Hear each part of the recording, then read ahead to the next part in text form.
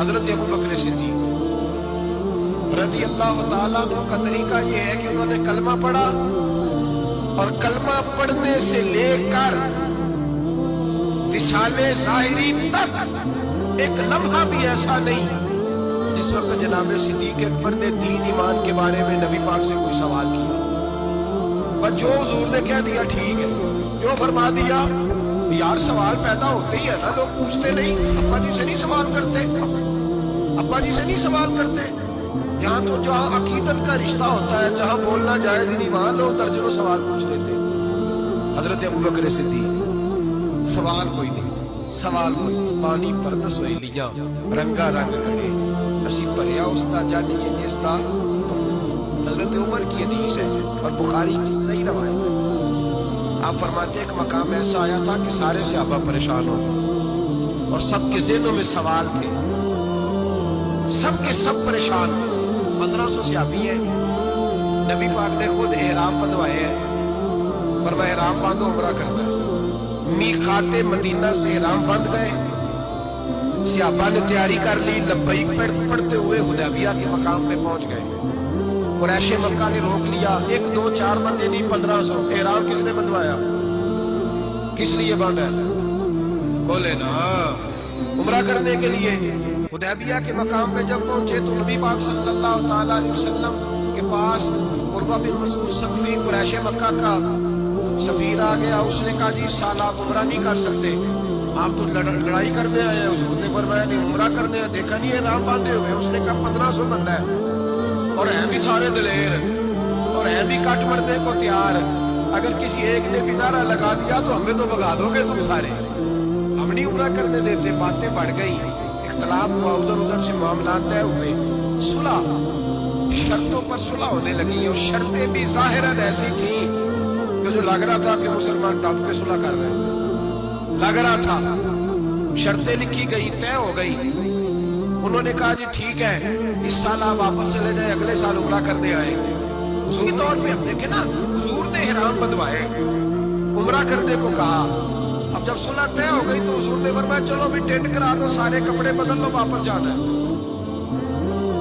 اب صحابہ کے ذہنوں میں سوال ہے کہ آپ نے کہا تھا چلو عمرہ کرنا ہے، اب حضور فرما رہے ہیں واپس جانا ہے، طواف کرنا، نہ طواف ہوا نہ صحیح ہوئی، ہمیں تو طواف کے لیے لایا، چلو واپس۔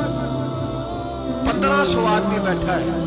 جناب عمر کہتے ہیں جو سب سے پہلے اٹھے وہ ابو بکر صدیق، جو سب سے پہلے اٹھے وہ ابو بکر، کوئی شک نہیں، ذہن کوئی بات نہیں، ٹینٹ کرائی، کپڑے بدلے۔ فرماتے ہیں پھر دھیرے دھیرے لوگ نہ بوجھل قدموں سے اٹھے، کہتے ہیں باقی تو ذرا ٹھنڈے تھے، بول نہ سکے، میں ذرا تیز مزاج تھا۔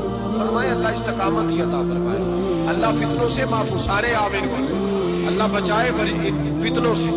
حضرت ابو بکر صدیق کا بڑا وقت ہے، فرماتے ابو بکر صدیق اٹھے، ٹینٹ کرائی، آ گئے، آہستہ آہستہ سب ہوئے۔ عمر کہتا ہے مجھے بڑا جلال تھا، میں سیدھا حضور کے حجرے میں اور جاتے ہی سلام لی تو سخت جملے، اور جناب عمر ساری زندگی رویا کرتے تھے کہ مجھے پچھتاوا نہیں جاتا۔ سیدھا گیا اور جا کے کہا حضور آپ اللہ کے سچے رسول نہیں؟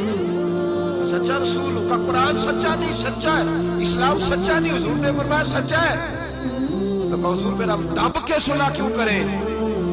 جناب عمر فرماتے ہیں نبی پاک نے کہا عمر میں اللہ کا رسول ہوں، وہی کہتا ہوں جس کا میرا رب مجھے حکم دیتا ہے۔ جناب عمر کہتا ہے میں نے فوراً حضور کی بات دہرائی، میں نے کہا یا رسول اللہ آپ نے کہا نہیں تھا طواف کریں گے، احرام باندھ لو؟ حضور نے فرمایا میں نے کہا تھا طواف کریں گے، یہ تو نہیں کہا تھا اسی سال ہی کریں گے، یہ تو نہیں نہ کہا تھا اسی سال ہی کریں گے۔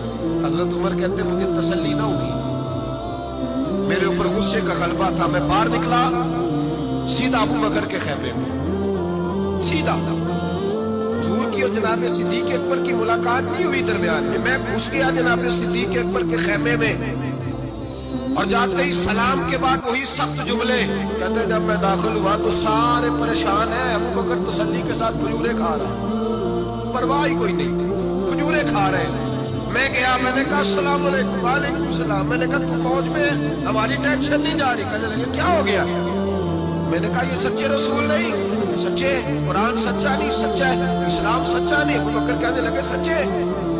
کہنے لگے پھر ہم دب کے صلح کیوں کریں؟ کہتے ہیں جناب ابو بکر صدیق کہنے لگے عمر چپ کر، تیری میری بات نہیں، وہ اللہ کے رسول ہے، وہی کہتے ہیں جس کا اللہ انہیں حکم ارشاد فرماتا ہے۔ فرماتے ہیں من و من وہی لفظ جو حضور نے بیان کیے، کہتے ہیں میں نے بھی فوراً کہا، میں نے کہا انہوں نے کہا نہیں تھا کعبے کا طواف کریں گے؟ تو کہتے ہیں حضرت ابو بکر صدیق غصے میں آ گئے، کہنے لگے تجھے تیری مار ہوئے، حضور نے کہا تھا کعبے کا طواف کریں گے، یہ تو نہیں نہ کہا تھا اسی سال ہی کریں گے، میرے رسول نے کہا تھا تو انشاءاللہ ہم طواف کریں گے، انشاءاللہ طواف کریں گے، لیکن یہ تھوڑی کہا تھا کہ اسی سال ہی کریں گے۔ جناب سیدنا عمر فرماتے ہیں میں خیمے سے نکل آیا، آ کے بیٹھا، وضو کیا، غصہ ٹھنڈا ہوا، تو میں نے کہا عمر یہ کیا بات ہوئی یار؟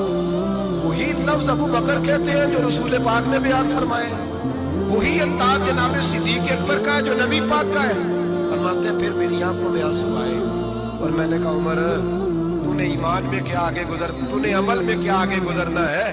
ابو بکر کا تو ایمان ہی تجھ سے بڑا مضبوط ہے، ایمان ہی بڑا مضبوط ہے، ساری زندگی ایک منٹ کے لیے ذہن میں خیال ہی نہیں آیا، ایک سوال نہیں کبھی نبی پاک سے پوچھا۔ جناب صدیق اکبر نے ہمیں سمجھایا جب مان لو نا پھر سوالات نہ کیا کر، پھر ادھر ادھر نہ دیکھا کر، پھر دائیں بائیں دھیان نہ کیا کر، پھر سیدھی توجہ، سیدھا خیال اپنے اللہ اور اس کے رسول کی طرف رکھو، ایمان اپنا مضبوط، ایسے ہی آرا ہوا کا شکار نہ ہو جاؤ۔ حضرت صدیق اکبر کے عقیدے بتاتے ہیں کہ سیدھی سی نبی پاک سید عالم صلی اللہ علیہ وسلم کی جانب، اور پھر دیکھیں انداز کیا ہے حضور کے لیے، انداز کیا ہے جناب صدیق اکبر کا، طریقہ کیا ہے؟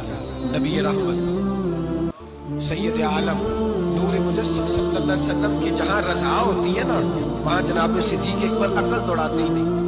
اقبال نے کہا بے خطر کود پڑا آتش نمرود میں عشق، بے خطر کود پڑا آتش نمرود میں عقل تھی محو تماشائے لبے بام ابھی، اور کہنے لگے پختہ ہوتی ہے اگر مصلحت اندیش ہو عقل، اور عشق ہو مصلحت اندیش تو ہے خام ابھی کچا ہے، اگر سوچ سمجھ کے چل کچا ہے۔